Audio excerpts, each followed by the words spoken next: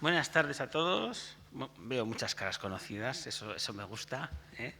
Y mucha gente joven que también me gusta, que desgraciadamente en muchos de los encuentros tenemos, bueno, desgraciadamente no, Dios me libre, pero que me gustaría ver más gente joven y da gusto hoy ver tanta gente joven.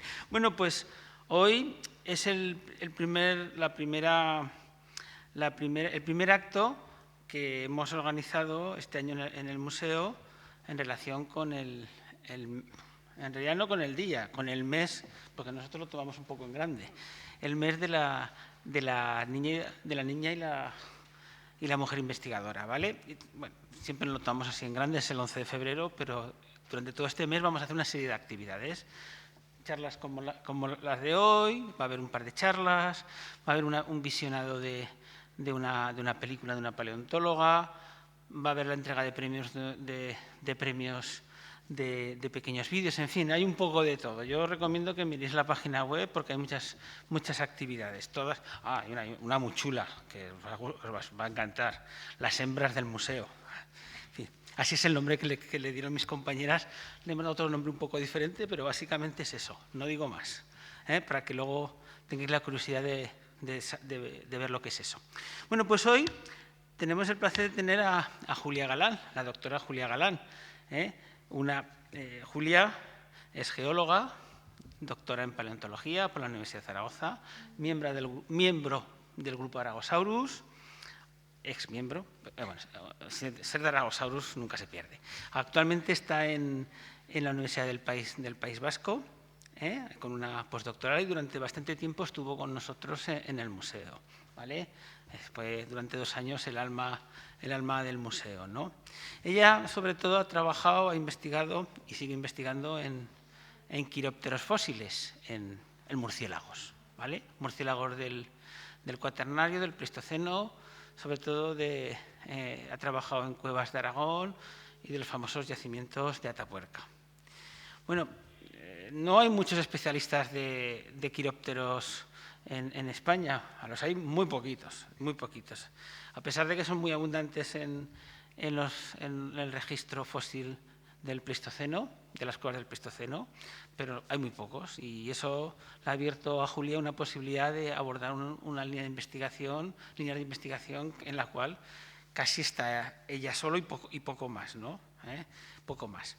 Bueno, pues, ¿de qué le pedimos que hablara? Pues de eso, de quirópteros. Bueno, pues buenas tardes a todos, muchas gracias por haber venido, muchas gracias a Iñaki y al equipo de museo, a Esther, por invitarme a dar esta charla, porque, bueno, como ha dicho Iñaki, yo también estuve 2 años en este museo trabajando y la verdad que es un placer que ahora ya una vez fuera, pues se me invite a volver y de esta manera, ¿no? Por una vez estoy en este lado de la mesa en las charlas del museo, así que genial.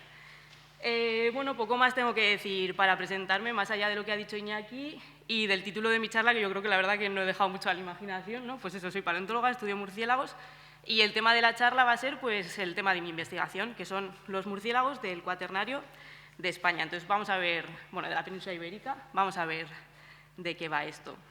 Bueno, he estructurado la charla en 3 grandes bloques. Lo primero que voy a hacer es presentaros a este grupo de mamíferos, que es un grupo, bueno, pues un poco misterioso, ¿no? Hay mucha gente que a lo mejor no conoce muy bien el grupo y sus características biológicas. Luego hablaré de sus fósiles y de cómo se estudian, y el último apartado pues será ya, propiamente dicho, los resultados de mi trabajo hasta ahora y lo que estoy poniendo en marcha ahora mismo. Entonces, pues nada, ya sin más dilación, vamos con el primer apartado. Los murciélagos, uy, creo que aquí tengo una rata, no pasa nada. ¿Quiénes son, de dónde vienen y a dónde van? ¿No? Le he puesto ahí un título filosófico. Bueno, pues empezando por el nombre, que siempre es por donde deberíamos empezar, las palabras murciélago y quiróptera, quiróptera es el nombre científico del grupo, pues hacen referencia a características anatómicas, aunque una de las 2 palabras en realidad hace referencia a un falso mito. La palabra murciélago vendría de 2 palabras latinas, que es mur, que es ratón, y quecus, que es ciego, y bueno, pues en realidad la palabra original sería murciégalo y en realidad hace referencia a esa creencia de que los murciélagos no ven, que no es del todo, o sea, bueno, no es verdad. Y luego la palabra quiróptera pues viene del griego keir, que es mano, y pteron, que es ala, o sea, que literalmente significa pues, un animal que tiene manos en forma de alas. Esto sí es verdad. Y bueno, pues siguiendo un poco con estas 2 características, Este grupo de mamíferos pues, es muy particular porque tiene, o sea, sobre todo se caracteriza pues, por su capacidad para el vuelo activo, esa adaptación anatómica a volar, que hace que tenga pues, esas extremidades delanteras tan distintas en forma de alas, y luego la capacidad para la ecolocalización. La ecolocalización, bueno, en realidad no todos los murciélagos tienen este sistema. Vamos a hablar un poco de ello. La ecolocalización viene a ser un sonar biológico y en realidad es una manera de percibir el entorno que tienen estos animales a través de la emisión de ultrasonidos que rebotan en las superficies de alrededor y luego ellos son capaces de interpretar esos sonidos que han rebotado pues, para comprender cómo es el entorno que les rodea. No son solo los murciélagos los únicos mamíferos que han desarrollado este sistema, también lo tienen los cetáceos, porque de hecho pues es un sistema que es útil en ausencia de luz, ¿no? para poder moverte y ver cómo es el entorno que te rodea. Y bueno, yo descubrí hace muy poco, porque lo leí, yo no lo sabía, que también las musarañas, algunos grupos tienen también este sistema de ecolocalización. Me pareció muy curioso y lo comento también. Y luego la otra cuestión importante de los murciélagos, que esto sí que lo tienen todos los murciélagos y además es una característica pues, bastante única, es la capacidad para el vuelo activo.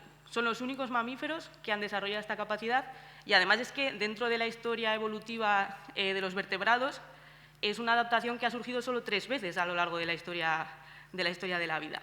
Los primeros en desarrollarlo fueron los pterosaurios, que son estos reptiles voladores que os sonarán porque convivieron con los mamíferos, se extinguieron también después de la caída del meteorito del límite KT.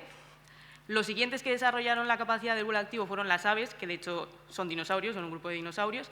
Y por último, los únicos mamíferos que han desarrollado esta capacidad son los murciélagos. Y como veis aquí, lo que he puesto es un esquemita de cómo son los huesos de las alas, cómo han modificado la anatomía de esa extremidad anterior, para que veáis que es bastante diferente la solución que han encontrado a este problema cada uno de los grupos. Bueno, que han encontrado, lo digo entre comillas, porque obviamente ha sido una adaptación.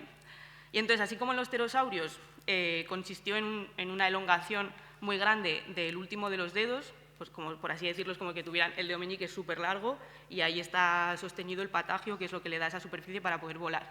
En las aves, el tipo de modificación ha sido otra, se han fusionado los huesos de lo que habría sido la mano y en realidad la superficie para poder volar, la superficie para el vuelo, la dan las plumas, ¿no? que forman el ala.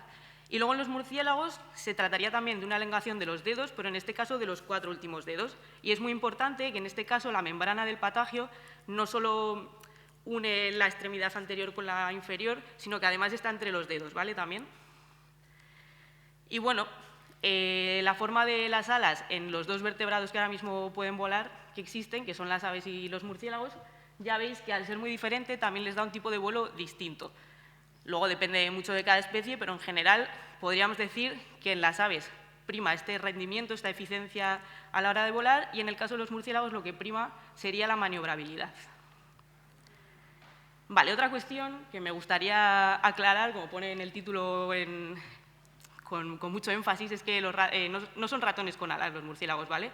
Yo pensaba que todo esto estaba más que superado, pero mi sorpresa ha sido, sobre todo en esta temporada del COVID, que han salido los murciélagos hasta en la sopa, en todos los informativos, programas y demás, pues muchas veces decían esto, es que claro, son roedores. Bueno, pues no, por favor, no son roedores, vamos a tenerlo claro y además es que están muy alejados evolutivamente de los roedores. De hecho, los mamíferos se dividen en los grandes grupos que tenemos aquí y mientras que los roedores pertenecen a este grupo o clado que está marcado en azulito, que son los euarcontonglires, al que también pertenecemos nosotros, los primates, o sea, nosotros sí que estamos más próximos a los roedores evolutivamente.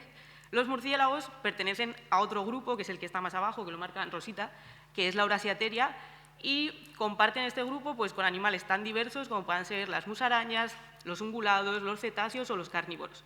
Entonces, frase que a mí me gusta decir, cuando dicen es que los ratones, los murciélagos ratones con alas, pues no, de hecho, un murciélago está evolutivamente hablando más próximo a una cabra que a un ratón.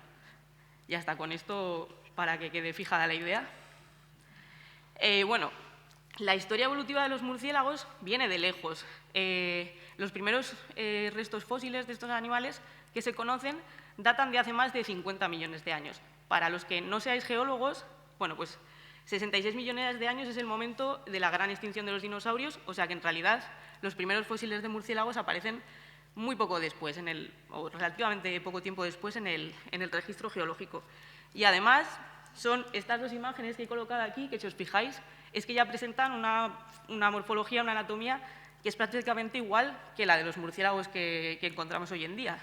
O sea, ya tienen unos huesos de las alas que son idénticos a los de los murciélagos actuales. Se ha visto por estructuras del cráneo y del oído que ya probablemente presentaban la capacidad para la ecolocalización.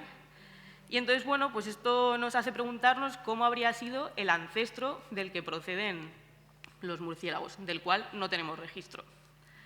Es lo que quería comentar en esta otra diapositiva, que aunque la historia viene de lejos, en realidad no sabemos cómo empieza. Sí que sabemos por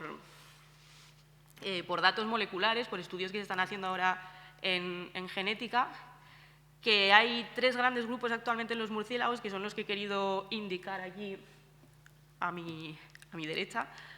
Estarían, por un lado, los microquirópteros en general, o sea, murciélagos pequeñitos, que son como los que pueden existir aquí en la península ibérica y en el resto de Europa, con excepción de los murciélagos rinolofoideos, que estarían en otro grupo diferente, que son los murciélagos con nariz de herradura, y luego estarían los zorros voladores, estos grandes murciélagos que sobre todo habitan en algunos territorios del hemisferio sur.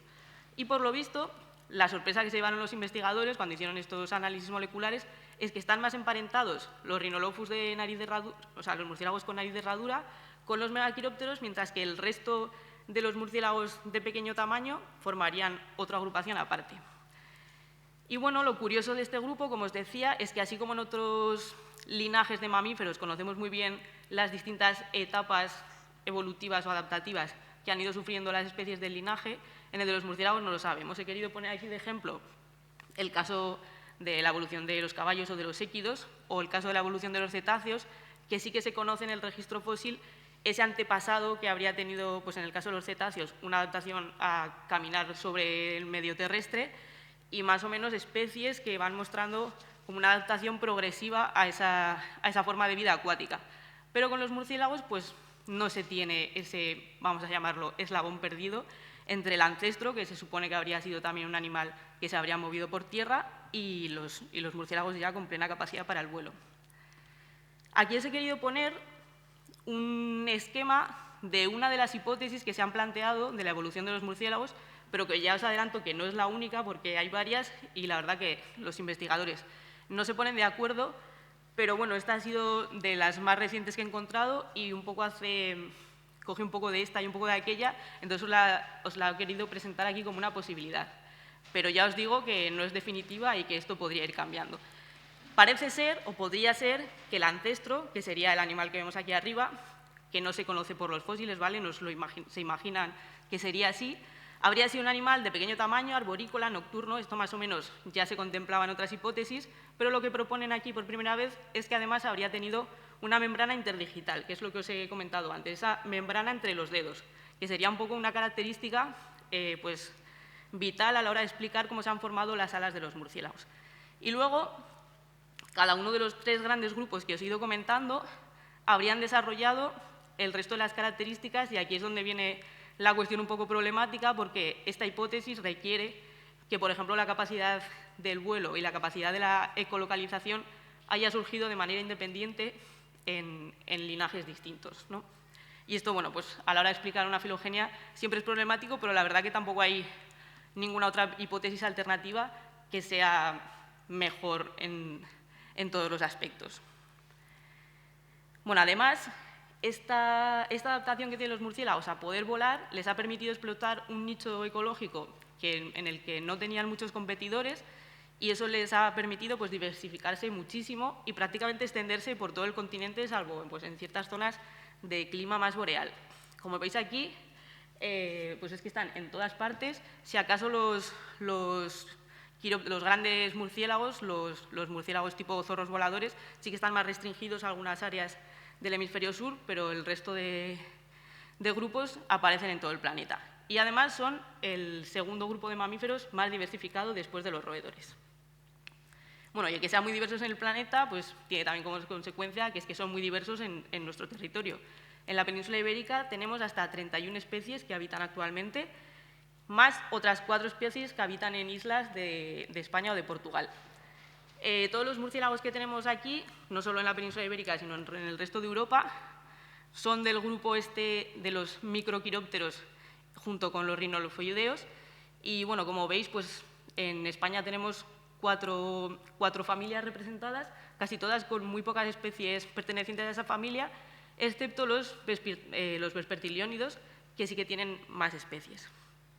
Y ya para terminar con esta primera parte de introducción de explicar quiénes son y cómo son estos animales, pues comentar que actualmente se enfrentan a una serie de amenazas que en general tienen que ver además con la actividad de los seres humanos y que ha hecho, bueno, pues que, por ejemplo, en España hasta 12 especies de murciélagos de estas 31 que he comentado están catalogadas como vulnerables, incluso hay una de ellas que está, bueno, que se considera en peligro de extinción. Y, de hecho, en el resto de Europa, pues muchas de estas especies también han ido reduciendo poco a poco su rango de distribución, incluso hasta el punto de llegar a prácticamente desaparecer en algunos países. Y esto es algo, pues bueno, que hay que tener en cuenta y que, como contaré al final, pues también los paleontólogos podemos quizá aportar algo a este ámbito. ¿Me perdonáis que voy a beber agua? Vale, pues con esto paso ya a la siguiente parte, a la parte de sus fósiles, a los fósiles que además son el objeto de mi estudio, que no son todos estos fósiles tan antiguos que os he comentado. Bueno, los murciélagos, como ya he dicho, aparecen hace unos 50 millones de años en el Eoceno, y si el tiempo geológico lo representáramos como con una especie de escaleras, que es lo que quiere representar este dibujo de aquí, pues encontraríamos murciélagos en la última fase, en el Cenozoico, y en concreto pues desde el Eoceno para arriba, hacia épocas más recientes. Y además, los fósiles que yo personalmente estudio son los de los dos últimos escaloncitos, que es el Pleistoceno y el Holoceno. Este periodo de tiempo se denomina el periodo de tiempo cuaternario y más o menos digamos que engloba los últimos 2,6 millones de años de la historia de la Tierra y hasta la actualidad. ¿Y qué tiene de importante el cuaternario? Bueno, pues lo primero y por lo que se le suele conocer a este periodo de tiempo es que aparece el género Homo, o sea que es un periodo de tiempo fundamental para entender la evolución de nuestra propia especie.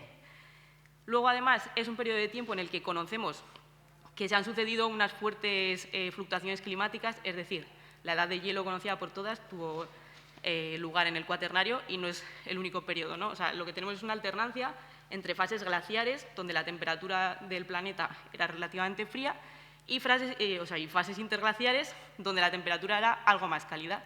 Y aquí, bueno, voy a aprovechar para hacer la cuña publicitaria del momento. No sé si reconocéis la imagen de la diapositiva, es una de las reconstrucciones del paleoartista Mauricio Antón, que por si no habéis visitado su exposición, pues está aquí en el museo y se acaba este sábado, así que si no lo habéis visto ya podéis correr. Y bueno, pues ya por último, de hablar del cuaternario, decir que otra de las cuestiones que hace interesante este periodo de tiempo es que las especies, los fósiles que encontramos, son de especies que pueden ser actuales o, si no actuales, sí suficientemente próximas a las especies actuales como para poder hacer analogías bastante precisas de cómo sería pues, su forma de vida, sus adaptaciones ecológicas y demás. Vale, cuando hablamos de excavaciones paleontológicas, a ver, la verdad que aquí en el público hay muchos paleontólogos, o sea que ya saben de qué va la cosa, pero para los que no, bueno, pues la mayoría de la gente siempre se imagina pues la típica excavación de dinosaurios o de mamuts, que son unos huesos grandísimos y que la verdad que le dan como mucho más empaque, pero no todos los fósiles son así, y de hecho el grupo al que yo me dedico, junto con otros grupos de mamíferos, forman lo que se llama de manera informal el grupo de la microfauna, y son huesos de muy pequeño tamaño, ¿no? Entonces aquí tenemos, pues para que veáis la comparación, si ahí tendríamos un hueso largo de gran tamaño, yo estoy sujetando un fémur de murciélago, que ya veis que es una miniaturilla. Entonces, ¿cómo recuperamos esos fósiles? Bueno, pues la verdad es que nosotros no los excavamos como tal, ¿no? En una excavación paleontológica o arqueológica, lo que tenemos, bueno, pues son estas cuadrículas montadas y lo que se excava in situ son las piezas más grandes. Pero con todo el sedimento que se va recuperando alrededor de las piezas grandes, lo que se hace es guardarlo y luego cribarlo, que es lo que estáis viendo en el vídeo, que aquí tengo que confesar que he puesto este vídeo por el mero placer de verlo, porque la verdad que queda como muy épico ese volcado de cubo, y además parece que estoy muy fuerte, pero bueno, este sería el proceso. O sea, nosotros no excavamos como tal, sino que lo que hacemos es el sedimento que se extrae de la excavación, lo cribamos para poder sacar de esa matriz de sedimento los pequeños huesos de fósiles que puedan contener. Luego esos huesos no se quedan limpios sin más. O sea, lo que nosotros extraemos del cribado pues es un concentrado, que es lo que veis arriba, que tiene fragmentos de roca también.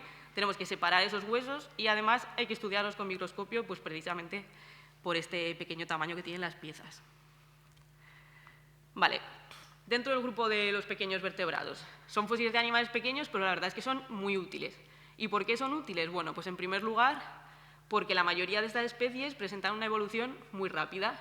Es decir, las especies tienen una duración en el tiempo muy corta, con lo cual, si tú encuentras una de estas especies en un estrato arqueológico o en un estrato geológico, te va a permitir datar la edad del resto de materiales. O sea, que nos sirven para datar y eso es muy importante de cara a llevar una excavación. Además, aparecen en mayor número, o sea, en un número estadísticamente significativo, y esto lo vais a entender muy fácil, imaginaros, en una excavación, una cuadrícula de 1 metro por 1 metro, de 1 metro cuadrado, a lo mejor mandíbulas de rinoceronte pues te puede salir una porque tampoco caben más, pero es que a lo mejor en ese mismo espacio te salen 300 mandíbulas de roedor, ¿de acuerdo? O sea, que nos salen en mucha mayor cantidad en general, y esto ya nos va a permitir pues, hacer comparaciones entre proporción de distintas especies que nos va a indicar un poco cómo sería el contexto ambiental, el contexto climático que estamos encontrando. Y luego la otra característica, que esto tiene que ver con el periodo de tiempo, con el cuaternario, es el actualismo. Como he comentado, son especies que existen hoy en día o que están bastante próximas a las que tenemos hoy en día y por eso podemos saber cómo habrían vivido en el pasado estas especies porque seguramente tendrían unos comportamientos muy similares a las que encontramos hoy en día. Bueno, dicho esto, que ha quedado como muy bonito, pues aquí tengo que confesar que en realidad los murciélagos son un poco especiales y muchas de estas características pues no las cumplen. Para empezar, la evolución rápida nada, esto tachado, porque los murciélagos a lo largo de todo el cuaternario prácticamente tenemos las mismas especies que las que existen hoy en día. Entonces, bueno, pues no nos sirven para datar. La parte buena es que como son las mismas especies que ahora, sí que podemos saber cómo vivían esas especies, ¿no? Si encontramos ciertas especies en un yacimiento, ya nos podemos hacer a la idea de cómo sería el paisaje de la zona y demás, porque lo podemos comparar directamente con las especies que tenemos hoy. Y luego, una cosa que he puesto entre comillas, eso de que aparecen en mayor número, porque es verdad que esto no siempre es así. Los murciélagos son un poco particulares y entonces, pues ahora vamos a ver de qué depende que nos aparezcan o no nos aparezcan en los yacimientos. Aparecen solo en ciertos yacimientos, ¿vale? Son animales con unos huesos bastante frágiles y además pues, con unas características ecológicas que hace que, por ejemplo, pues, puedan aparecer en yacimientos de preservación excepcional, que es lo que he puesto arriba, que es la cantera de, por ejemplo, la cantera de Messel sería uno de estos yacimientos, y son yacimientos con una tipología muy similar, por ejemplo, a los de Libros. No sé si os suenan las ranas de Libros. Bueno, pues son yacimientos donde se preservan perfectamente incluso las estructuras blandas, pero por este tipo de preservación excepcional, en realidad, estos yacimientos son muy raros, no son frecuentes. Donde sí que nos aparece con más frecuencia restos de murciélago son en yacimientos de tipo cueva, que he puesto otro ejemplo aquí, por ejemplo, sería la cueva de Mirador en Atapuerca. Entonces, no todos los yacimientos paleontológicos o arqueológicos van a estar en cuevas, pero sí que es verdad que para el periodo concreto que yo estudio, que es pues, sobre todo en el Pleistoceno, muchos de los yacimientos que se excavan con interés arqueológico, con interés de ver cómo serían las poblaciones humanas, sí que están en cuevas, porque estos humanos antiguos o estos humanos arcaicos, sobre todo habrían habitado o habrían ocupado cuevas para vivir. Otra de las cosas que hace que los murciélagos no aparezcan igual de manera tan abundante como otras especies de pequeños mamíferos es que no suelen ser depredados pues, por rapaces nocturnas y demás. Porque una de las maneras más habituales de que se acumulen restos de microfauna en yacimientos de tipo cueva, en las entradas de las cuevas y demás, es por esta acumulación de gagrópilas expulsadas por las aves rapaces. Entonces, es verdad que cuando la acumulación tiene este origen, los murciélagos que aparecen son escasos. Y luego la otra cosa que implica que a lo mejor no aparezcan con tanta frecuencia es lo que comentaba de esos huesos tan livianos, pues ya veis, unos animales que están adaptados a volar, obviamente tienen que tener unos huesos bastante ligeros. Y entonces sí que es verdad que lo que más nos suelen aparecer son restos de dientes y también de las mandíbulas y los maxilares, que son huesos un poco más con más consistencia, por así decirlo. Y para que os hagáis una idea, este es el tipo de conservación que podemos encontrar, pues, por ejemplo, en los yacimientos de Atapuerca, ¿no? Suelen aparecer dientes aislados, mandíbulas más o menos fragmentadas y también pues, fragmentos del maxilar o de la parte anterior del cráneo. Y ahora ya sí, voy a empezar con lo gordo de la charla, que es pues, la parte que hace más referencia al trabajo que yo he ido haciendo estos años y que todavía estoy haciendo ahora, ¿no? Un poco lo que tiene que ver con la investigación. Vale, ahora viene esta diapositiva. Es que desde que deposité la tesis, la verdad que es una frase que me gusta muchísimo decir, siempre que he venido aquí a hablar de mi libro, que mi libro es mi tesis. Y ahora mismo, pues bueno, además es que estoy muy contenta porque como me han contratado para seguir con mi investigación postdoctoral en la Universidad del País Vasco, pues bueno, aparte de lo que ya he trabajado en la tesis, estoy pudiendo añadir nuevas páginas, ¿no?, a este libro. Así que bueno, aquí, como diría Paco Umbral, es lo que voy a hacer. Entonces, ¿qué es lo que yo he estudiado? Pues, efectivamente, los murciélagos en el registro fósil de España del Cuaternario.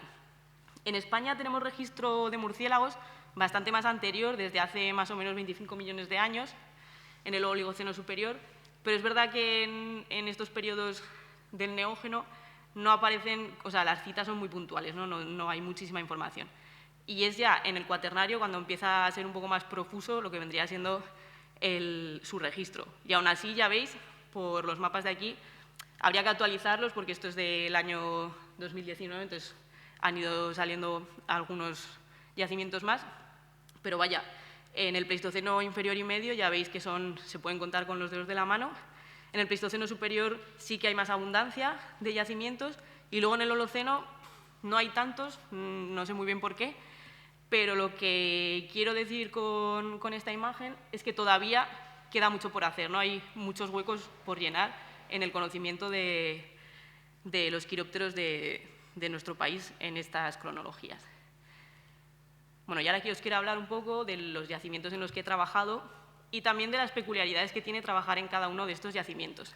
Entonces voy a empezar por Atapuerca, que es la mayor parte del material del que se ha nutrido mi tesis. Y bueno, pues para los que no conozcáis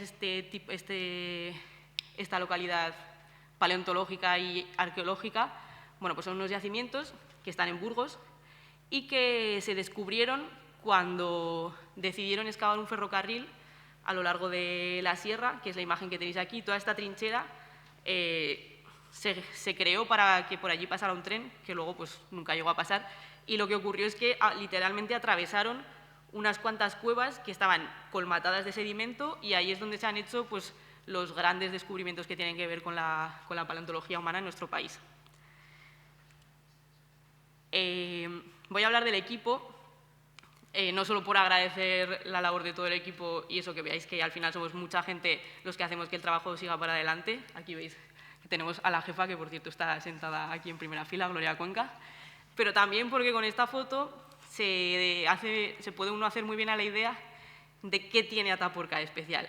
Y es que si veis la cantidad de gente que estamos aquí, esto es solo el equipo de procesado de sedimentos a los que nos encargamos de recoger los microvertebrados y solo de una quincena, que puede ser, o sea, en cualquier excavación habitual de paleontología que pueda organizar aquí la Universidad de Zaragoza, a lo mejor de normal hay la mitad de gente que está aquí excavando, mientras que aquí solo para recuperar la microfauna estamos tantísimo personal.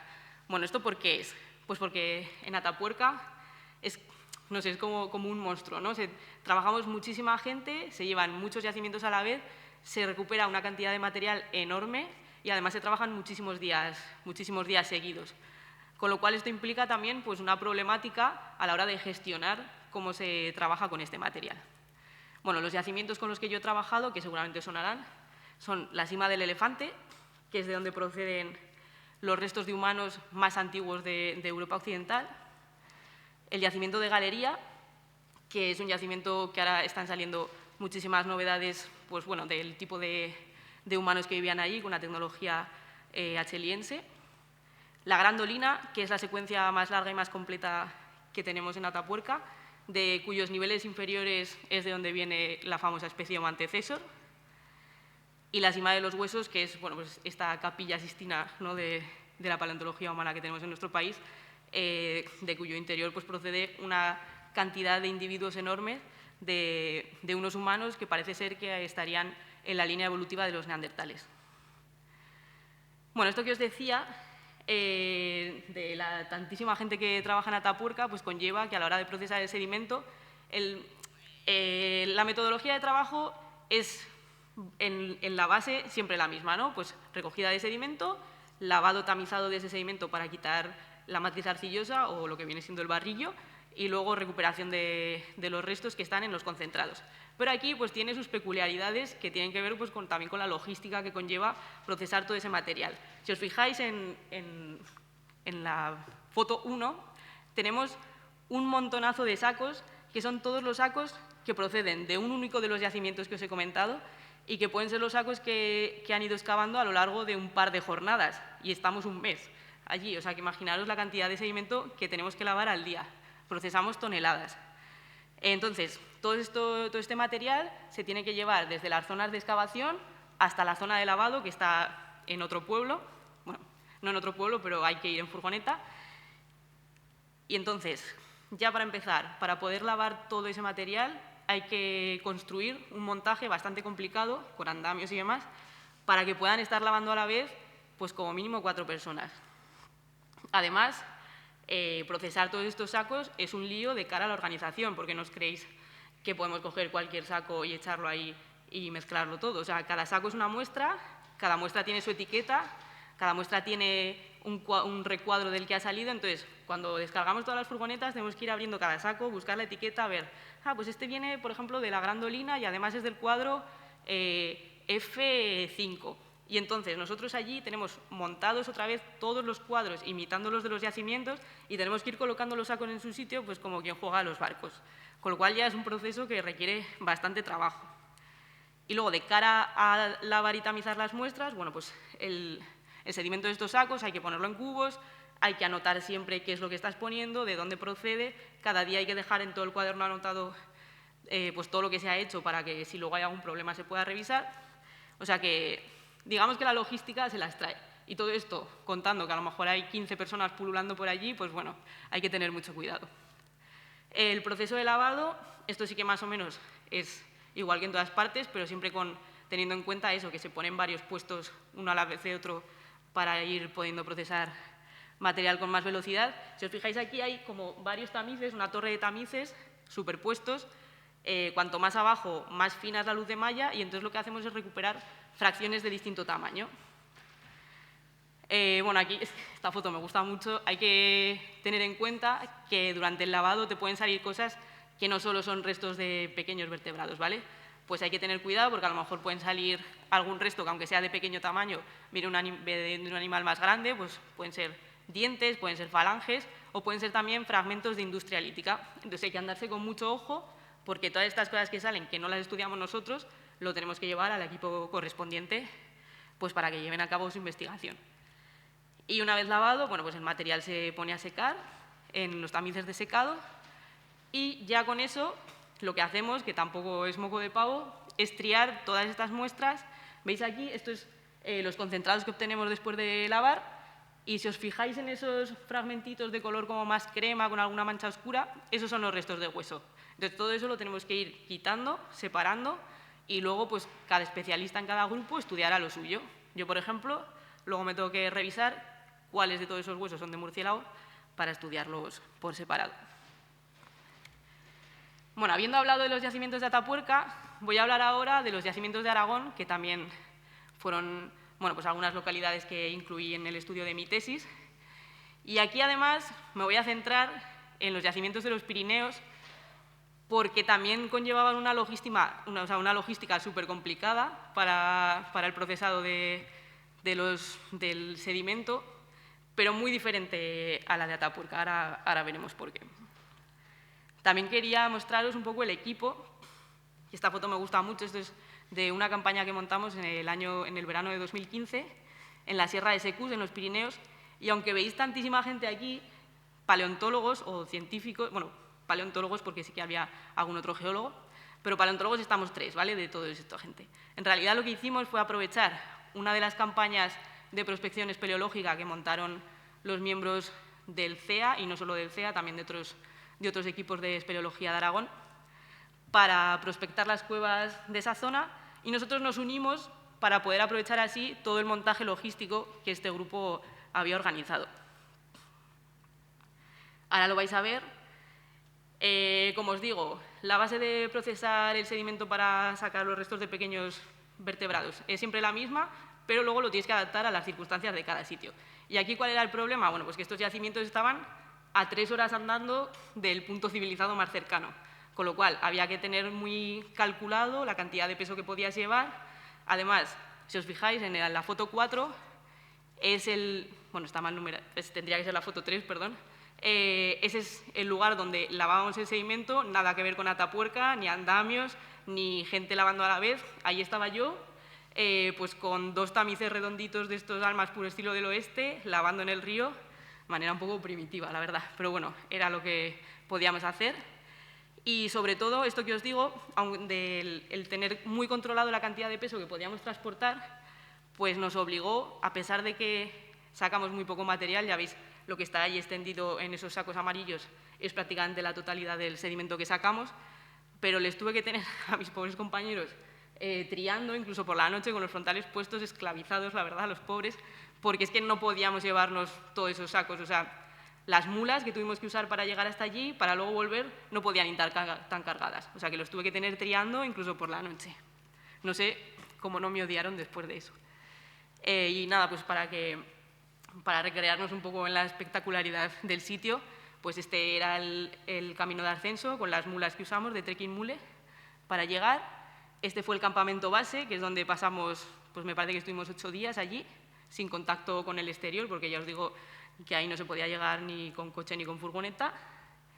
Y este era el ascenso que teníamos que hacer cada día para llegar al yacimiento, ¿vale? El campamento base estaba un poquito más abajo, a la altura por la que pasaba el río de montaña, y las cuevas de la brecha del Rincón estaban pues donde marca, ay, no sé si se ve ahí, pero vamos, en lo alto de esas peñas, con lo cual teníamos 1 horita de subida cada día. Así que bueno, pues ya os digo que al final la excavación y el procesado de sedimento siempre se las trae y depende un poco, te tienes que ir adaptando al sitio donde estés excavando. Y ya para terminar, pues os quería hablar muy brevemente, porque aquí estoy empezando, soy una recién llegada al equipo, de los yacimientos del País Vasco en los que ahora pues estoy empezando a trabajar. Y simplemente para comentaros que, no sé, de alguna manera cómo lo he hecho, pero he llegado como a un punto más dulce de mi vida en el que los yacimientos están a pie de carretera y todo es mucho más fácil. Entonces, ahora mismo he empezado a trabajar en el yacimiento de Bayo y en el yacimiento de Amalda 3, donde parece que voy a ser la encargada de coordinar el estudio de la microfauna. He puesto esta foto del equipo, que en realidad no es una foto muy representativa porque falta muchísima gente, pero son las fotos que tengo que salga yo, que tampoco he ido tantos días al campo con ellos. Pero sí la quería poner porque os quería pues, mostrar que me he encontrado que la dinámica de trabajo al final se parece mucho a la que tenemos aquí en Aragón. Y es que aquí, de toda la gente que hay, el equipo científico, por así decirlo, somos esta agrupación de 3 que estamos aquí delante, y los demás pues, son miembros de una asociación que se llama, bueno, son los Ancheta, que eso es una asociación local que lleva décadas dedicándose pues, a prospectar cuevas, son aficionados a la espeleología y a la arqueología. Y entonces, pues de nuevo, nos apoyamos muchísimo en estos grupos de gente que son aficionados, pero que les interesa un montón no solo la espeleología, sino también la parte científica asociada. Y bueno, pues la verdad que son los que ponen músculo, los que resuelven el tema de la infraestructura y hay que estarles muy agradecidos. Y nada, pues por dar un poco de envidia, este es el yacimiento de Bayo y ya veis que estamos ahí excavando con todo un valle precioso alrededor, que tenemos hasta ponis y manzanos allí, que vienen los ponis a acercar a nosotros, se nos ponen a 1 metro de distancia y son majísimos. Así que bueno, pues este es el trabajo que yo estoy haciendo ahora, que la verdad que lo estoy disfrutando. Y ahora ya sí, después de todo este trabajo, ¿qué? Después de todo el esfuerzo que supone las excavaciones, el procesado de sedimento, ¿qué pasa? Bueno, pues lo primero, en cuanto a los resultados de mi trabajo, pues decir que estoy contribuyendo a llenar esos huecos de conocimiento que hay en lo que se refiere a los murciélagos fósiles del Cuaternario. Esto, la verdad que en inglés queda bastante mejor, la frase de filling the gaps, y es bastante usada en paleontología, pero bueno, no deja de ser verdad y es lo que estoy tratando de hacer ahora mismo. Hasta ahora, sobre todo, he contribuido con los yacimientos de Atapuerca y en los Pirineos, pero siempre hay más trabajo que tiene todavía que ver la luz.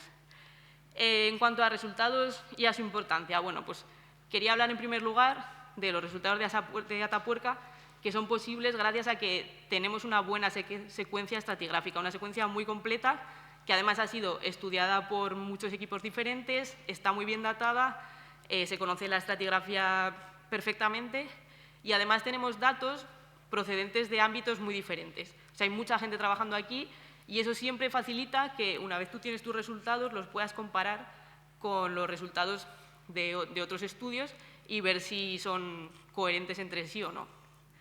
Entonces, de manera muy breve, de lo que yo he sacado en Atapuerca, bueno, pues comentar, por ejemplo, que en los yacimientos, en las secuencias del Pleistoceno inferior, pues lo que me he encontrado es que hay una diversidad de quirópteros fósiles muy alta, una riqueza de especies también muy elevada. Solo en el yacimiento, bueno, en los niveles TD5 y TD6 de la Grandolina, que son los del Pleistoceno inferior, hay prácticamente la misma cantidad de especies que en todos los yacimientos de este periodo de la península ibérica. Con lo cual, bueno, pues ya nos está hablando, quizá nos está hablando de un problema de registro en otras localidades, pero bueno, nos está dando una idea de que en este periodo, pese a que hasta ahora no se sabía, sí que la cantidad de especies que habitaban nuestro territorio pues era bastante elevada. Otra de las cuestiones que sí que he podido trabajar a lo largo de toda esta secuencia es ver cómo se correlacionan los cambios climáticos y de paisaje que ya conocemos y que nos indican otros tipos de indicadores indirectos con mis asociaciones de murciélagos. Y sí que parece que se correlacionan bastante bien, sobre todo pues bueno, en los periodos de clima más benigno, el que haya una diversidad más alta, y en los periodos de clima más frío, el que descienda la diversidad. Y luego la otra cuestión que es importante de mi trabajo en Atapuerca es, bueno, pues que he intentado explorar, es la pregunta que está ahí arriba, si los humanos que habitaban estas cuevas pues tenían alguna influencia en las poblaciones de murciélagos que también estaban allí a la vez.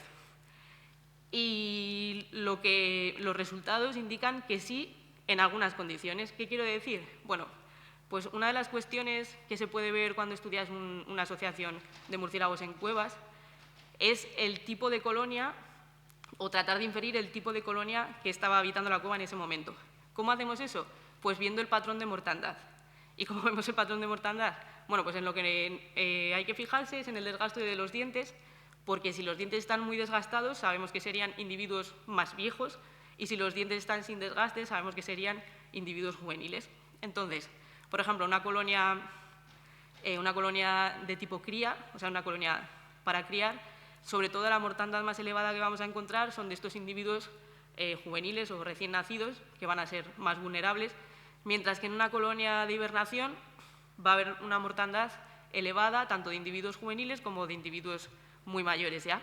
Entonces, viendo un poco esto, lo que pude observar es que, sobre todo, en los niveles más altos de la Grandolina, correspondientes al Pleistoceno medio, cambiaba el tipo de patrón de mortandad y encontrábamos que en esos momentos se correspondía con una colonia de cría, mientras que en los inferiores pues, teníamos un patrón de mortandad bastante variado, que no se correspondía ni con un tipo de colonia ni con el otro, y que se ha interpretado como que los murciélagos habían habitado las cuevas durante todo el año.